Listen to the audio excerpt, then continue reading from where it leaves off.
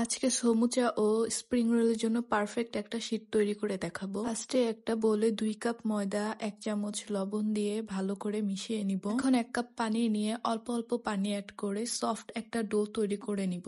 পানিটা কিন্তু একবারে দেওয়া যাবে না, পানিটা অল্প অল্প করে অ্যাড করতে হবে, তাহলে ডোটা পারফেক্টলি হবে। ডোটাকে একদম ভালো করে মুথে নিতে হবে।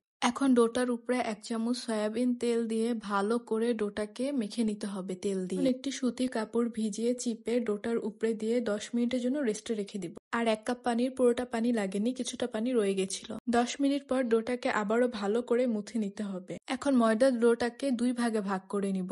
একটি অংশ বাটিতে রেখে ওটার উপরে ভেজা কাপড় দিয়ে কভার করে রাখবো। অন্য অংশটিকে লম্বা করে নিব। এখন রুটি বানানোর জন্য ছোট ছোট করে লেচি কেটে নিব। ময়দার এই অংশটা থেকে আমার 6টা লেচি হয়েছে, এর থেকে বেশি করার প্রয়োজন নেই। এখন লেচিগুলোকে গোল গোল করে একটি বোলে রেখে উপরে ভেজা কাপড় দিয়ে কভার করে দিব, যেন উপরে ড্রাই না হয়ে যায়। রুটি বেলার জন্য কিছুটা ময়দা ছিটিয়ে দিয়ে একটি লেচি নিয়ে রুটি বেলে নিব। রুটিটা বেশি পাতলা করা যাবে না। আর ট্রাই করবেন রুটিগুলো এক সাইজের করার জন্য। এভাবেই 4টি রুটি বানিয়ে নিয়েছি, আর রুটিগুলো কেমন হবে দেখতেই পারছেন। এখন একটি রুটি নিয়ে উপরে বেশ পরিমাণ তেল ব্রাশ করে ময়দা ডাস্ট করে দিব, হালকা করে মিশিয়ে দিব তেলের সাথে ময়দাটাকে। এখন এর উপর আরেকটা রুটি দিয়ে সাইডগুলো ভালো করে চেপে লাগিয়ে নিব।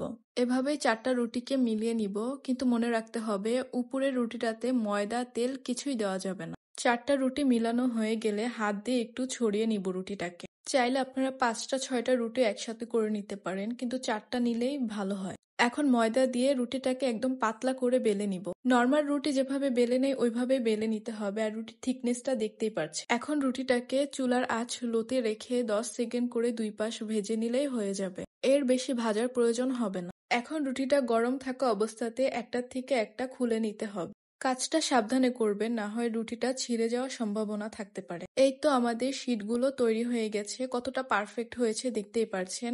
এখন স্প্রিং রোল ও সমুচার জন্য শীটগুলোকে পারফেক্টলি কেটে নিতে হবে। এখন কয়েকটি শীট একসাথে নিয়ে একটি স্কেলের সাহায্যে 4 কোণা করে কেটে নিলে হয়ে যাবে স্প্রিং রোলের জন্য শীট। স্প্রিং রোলের জন্য যেই শীটটা কেটে নিলাম ওটার মাঝখানে স্কেল দিয়ে কেটে নিলে হয়ে যাবে সমুচার জন্য শীট। এখন শীটগুলোকে একটি জিপলক ব্যাগে ভরে ফ্রোজেন করেও রাখতে পারবে। শীটের পাশের অংশগুলো ছোট ছোট করে কেটে ভেজে সমুচার জন্য ব্যবহার করতে পারবে। সমুচাতে এই অংশগুলোই ব্যবহার করা হয়। ভিডিওটি ভালো লাগলে লাইক, শেয়ার, কমেন্ট করবেন।